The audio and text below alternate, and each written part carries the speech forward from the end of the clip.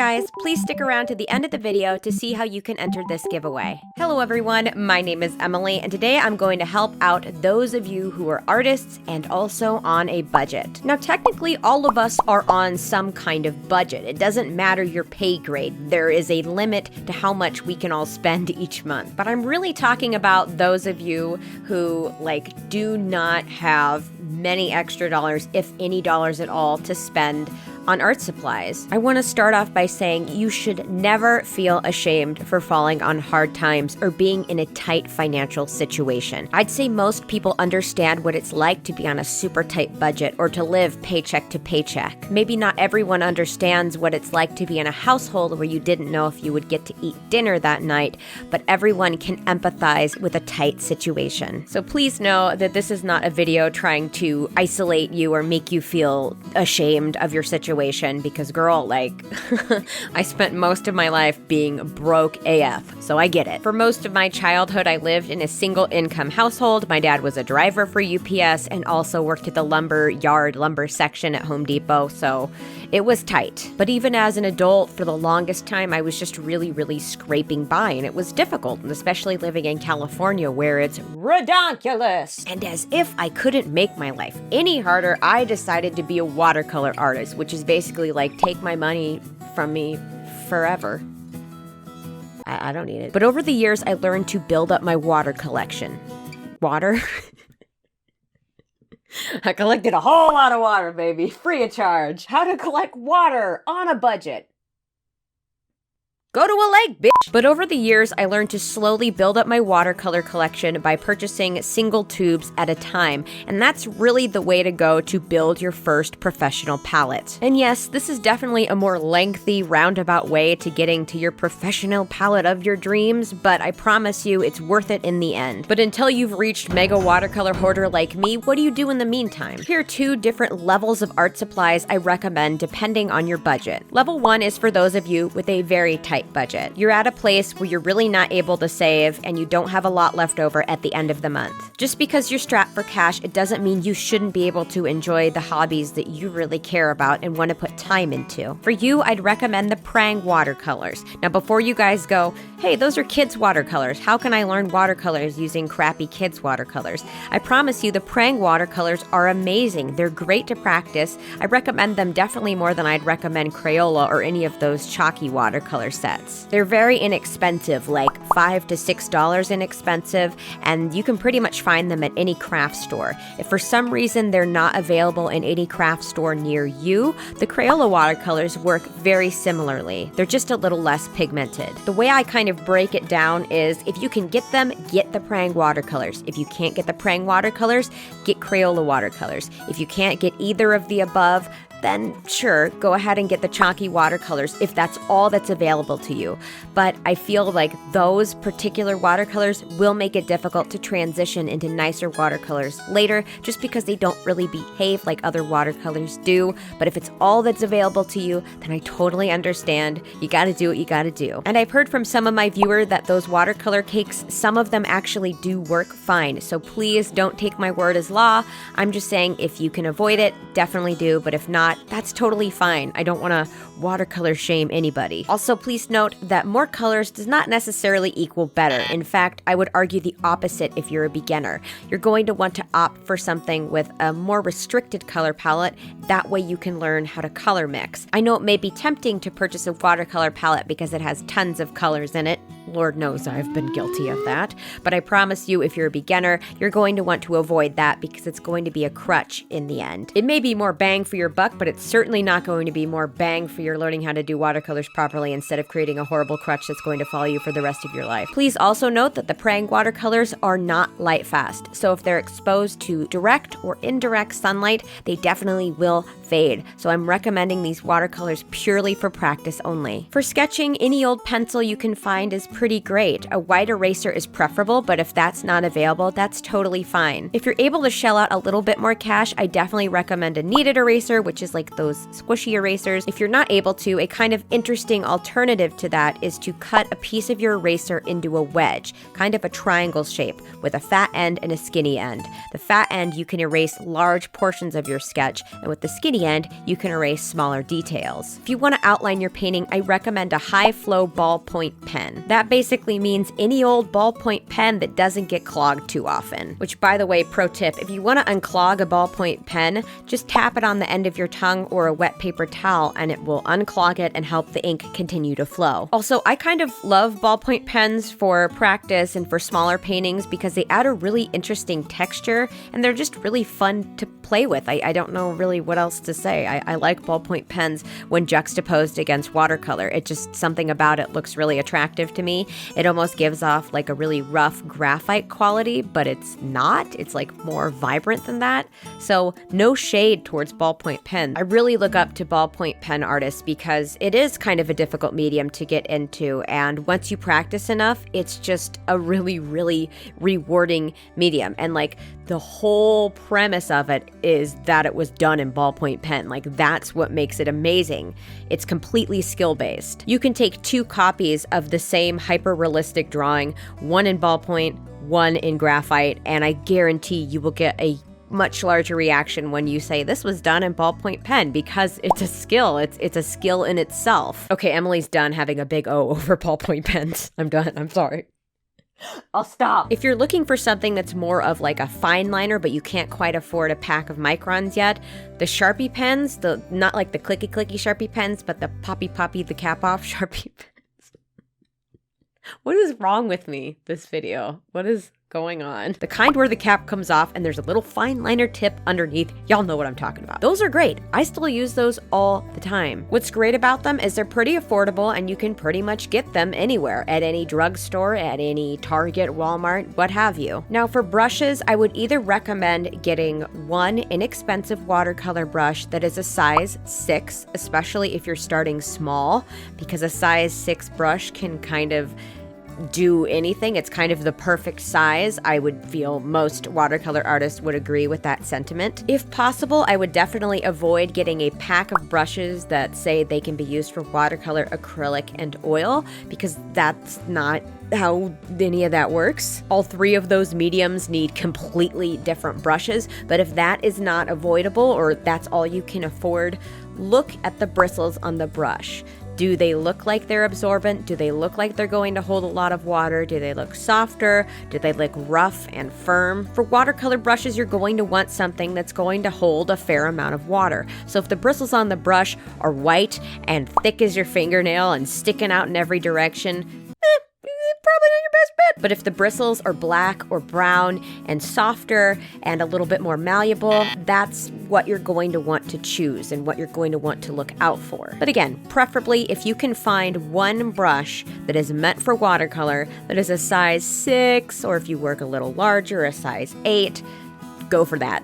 Even if it doesn't feel like you're getting bang for your buck, 1, the brush is definitely going to last longer, and 2, it's going to make learning the medium a lot easier than if you're using a brush with bristles that look like they came out of a horse's ass. No shade to you oil painters, even though your brushes look like they come out of a horse's ass. Horse's ass.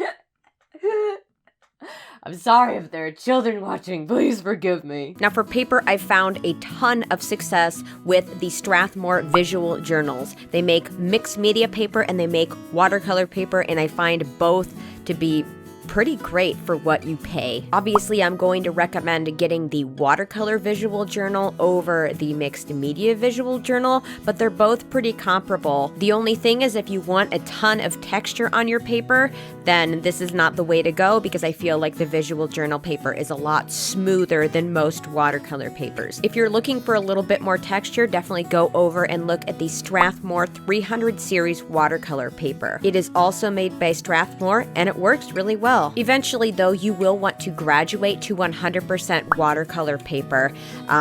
I promise you, you will need to do this at some point because 100% cotton is what works best for all watercolors. But don't stress out about it. I realize 100% cotton watercolor paper can be pretty expensive.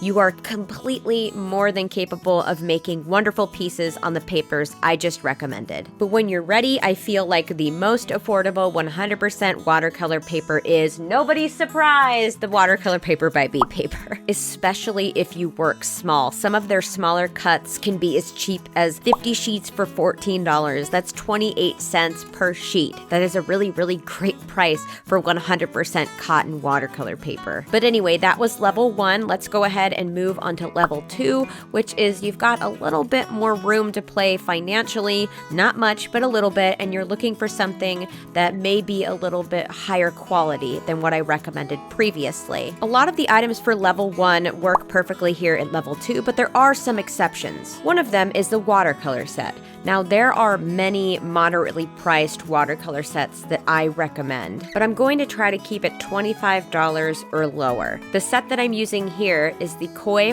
Pocket Field Sketch Box. It's $23 on Amazon. It comes with the watercolors, a little tray to mix your watercolors in, as well as the lid, 2 little sponges to wipe your watercolor brush on, and a water brush, which is different from a watercolor brush because you can actually store the water in the tube of the brush itself. There's a bit of a learning curve with that tool, but overall I feel like it's a really great value. In terms of quality, I feel like these are really great paints. They're highly pigmented, though they're not light fast, which I didn't expect them to be because I know they're student paints. The only small gripe I have about them is that they are a little bit more on the opaque matte side. Watercolors are supposed to be a translucent medium, meaning the white of the paper is supposed to shine through the paint, and that is kind of the redeeming quality of watercolors. But like I said, the Koi watercolors are a bit more opaque, but you can remedy that by adding more water to your paint as you work. Another brand of student grade watercolors that I highly recommend are the Van Gogh watercolors. Though you don't get a water brush and little sponges on the sides, you do get better quality watercolors,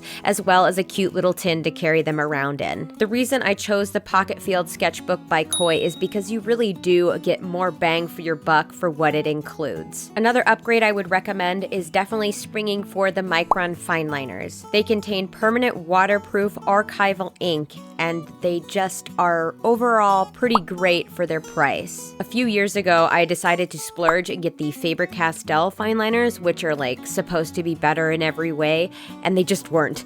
They weren't at all. They were more expensive for absolutely no reason. So I went right back to my Microns, crying and screaming and begging them to take me back. And of course they did because they're gracious. I love them. They're amazing. They're great. They're smooth. They come in larger sizes and they come in itty bitty The only downside is that they are not refillable, so it does feel a little wasteful when you've used up one and you have to throw away the whole pen, but that to me is really the only downside. For the level 2 piece, I ended up using the tiniest Micron pen as well as a Sharpie pen just to show you that they are very similar and they work great. The only difference is that the Microns I feel like last a little bit longer and are a little bit blacker. I forgot to mention this in level 1, but I'll go ahead and mention it here. If you're someone who likes to add white details back into your painting once it's said and done, I highly recommend the Signo White Gel Pen by Uni-ball. It's highly opaque and glides on really nicely, and it used to be my go-to for white highlights. Now, because it's a gel pen and has a really wide opening at the tip, it can get clogged relatively easy. So if you're looking for something you can apply with a paintbrush and maybe get a little bit more opacity out of, I would highly recommend the White FW Acrylic Ink by Daler and Rowney. That is my go-to. Yes, the ink is more expensive than the pen, but you know, if you think about it, you get tons of ink in the little jar opposed to a little bit of ink in the pen. But again, if you're not able to afford the ink itself, then definitely go for the pen. But keep in mind, you really don't need to add white highlights back into your painting. You can just use some masking tape and cut out little pieces, set it down, paint on top of the masking tape, and then once your painting has dried, remove the masking tape to reveal the white of the paper underneath. That is not only the most affordable way to have white accents in your painting, but that is the quote-unquote right way to do it. But y'all know I'm not going to be splitting hairs over that. I'm not the kind of person that's here to police your artwork. Art is art. Art is here to make stuff pretty do good sparkles like the thing. I promise I'm normal. But anyway, guys, those are my recommendations for watercolor artists on a budget. Ooh, thunder. I will be giving away this koi watercolor set as well as the visual journal as well as 2 unopened Sharpie pens. I'm going to leave my artwork in the visual journal as kind of like an added bonus, but if y'all are like, ew, no thanks, go ahead and just cut it out. Just cut it out and get rid of it. I'm so sorry I ruined it. For some reason, the babes in the background just went, no! So I guess he doesn't want me to leave the artwork in, but I will in case there's like 1% of... in case there's 1% of you that might like it in there. Why is he screaming no? What? Are you alright?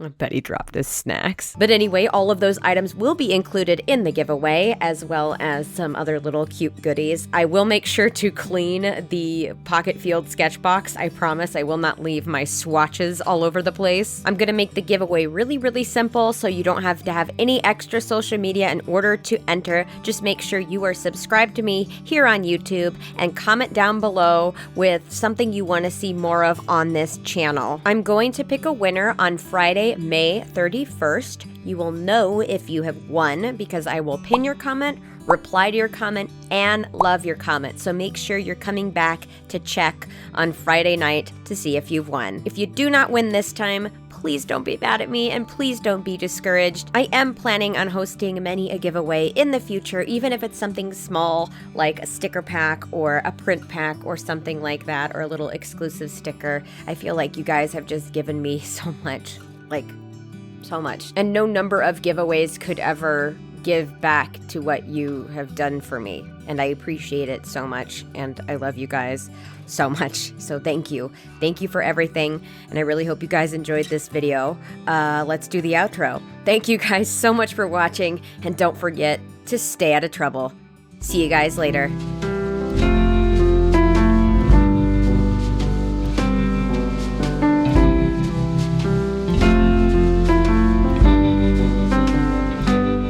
This video was brought to you by viewers like you. If you'd like to support the channel, please go to www.patreon.com/EmilyArtful. Thanks again for watching.